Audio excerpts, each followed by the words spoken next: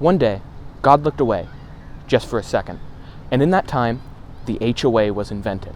Since then, mankind has this almost obsession with keeping ourselves and our homes clean and tidy. But how much do we know about these messes we clean up? Today, we'll be looking at one of the most common types of messes, dust. Where does it come from? What's its history? And how do you stay safe and stay clean? I'm here at the supply closet between graphic design and digital media, one of the dustiest places in the country.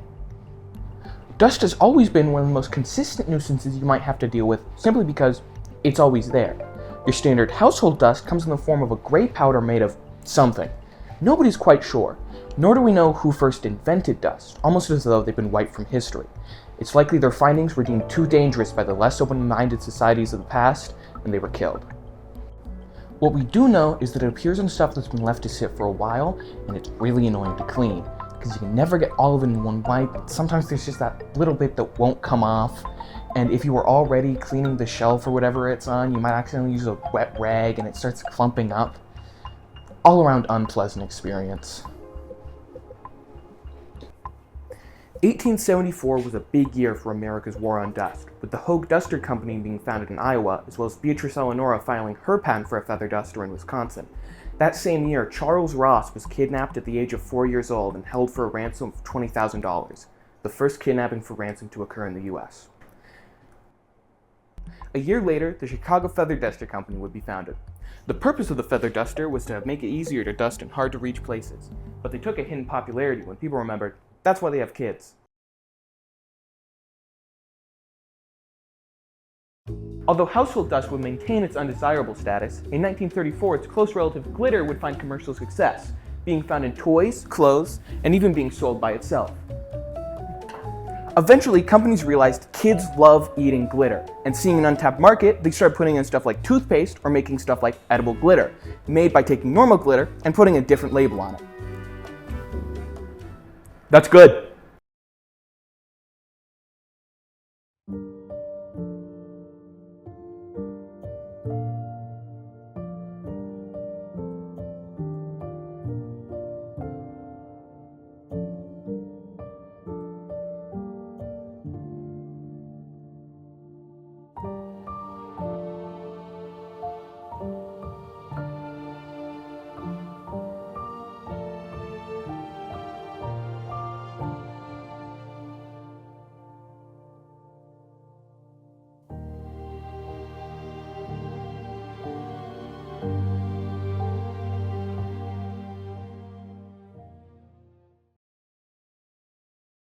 In certain conditions, dust can turn from a household mess to a household mess that also kills you.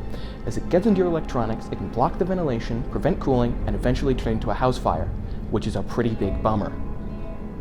Glitter has also been weaponized for political terrorism via so-called glitter bombs, and even before more modern advances, dust poses a threat in the form of dust storms, which is formed when dirt or sand gathers around into a big cloud and starts moving around for no reason, likely due to ghosts. When this happens, their biggest threat is towards those with asthma, and the fact that sometimes they give you pneumonia. Yet another reason why deserts are hot and uncomfortable, and I don't like them. But what exactly is dust? Some people believe dust is sin-made physical. That's why old people tend to be surrounded by a lot of dust. Others, like one Dr. Seuss, believe that each piece of dust has its own tiny little world inside of it. And some extremely stupid people believe that dust is made of just dead skin cells and something called a dust mite. I personally believe dust is a reminder of where we've come from and where we will go. Throughout all of society's history, dust has been there with us. And throughout that history, one thing hasn't changed: the life of a worker. The work being done might change, but the cycle has not. Wake up, toil, sleep. Wake up, toil, sleep. Wake up, toil, sleep. Until one day, you're gone. And more often than not, it's not slow and progressive. It's sudden, tragic. One moment you're there, the next you're not. But dust serves as a reminder. Its purpose, its presence, is to remind us of those we've lost and that one day we will return to them in the dust, years after we die. This isn't a grim reminder. It's a reminder that life is short, so don't spend it hating it. Spend time with friends, do things you enjoy, because when you die, whatever heights your career reached, whatever legacy you leave behind, it won't matter. But not everyone's going to turn to the same quality dust. For only $29.99 sent to my Venmo right now.